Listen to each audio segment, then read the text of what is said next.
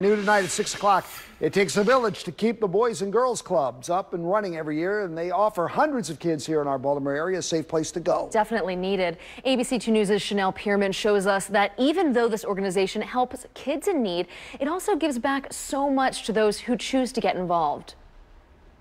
Hey Joel, how are you? At the Boys and Girls Club, you can find kids just doing arts and crafts, playing games, and just having a good time. You wanted to tell them about your basketball career?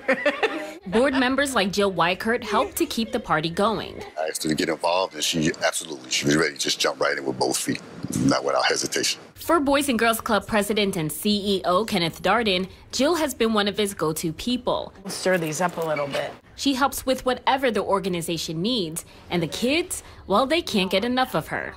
It was fun and encouraging. We would all want to see her dancing again.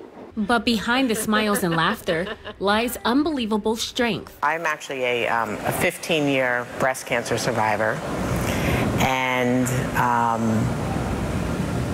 everything was great. That was until last September. Jill had a proactive hysterectomy, and unfortunately, she received news she didn't want to hear.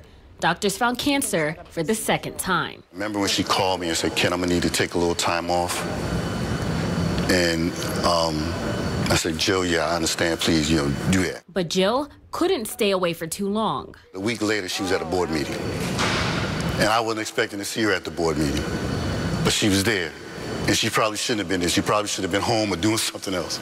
While battling cancer, she was still helping whenever she could, giving her all to the club.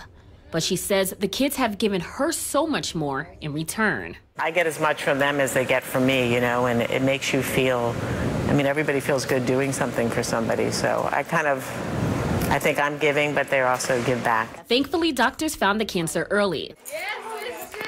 Look. Jill says her prognosis is great, and the club couldn't be more excited. Having someone like Jill who just just was committed from day one, who understood what it meant to work hard on behalf of the children of Baltimore, what their needs were, what their challenges are, and that they need people to be there and fight for them. And she was willing to do that. For these smiling faces, she's willing to do whatever she can, knowing that at the end of the day, she's really made a difference. When you do go out to the clubs, you're so energized, right? It's easy to sit behind the desk and raise money and do things like that, but when you do go to the clubs, you really feel the passion, and it kind of re-energizes you to do the work we do. Jill says a speech she heard years ago really inspired her to want to give back. The speaker said it doesn't matter what you do, you need to give back to your community, calling it a civic duty. Those words really touched her, and now she hopes her story can inspire others to give back no matter what they're going through. Chanel Pierman, ABC 2 News.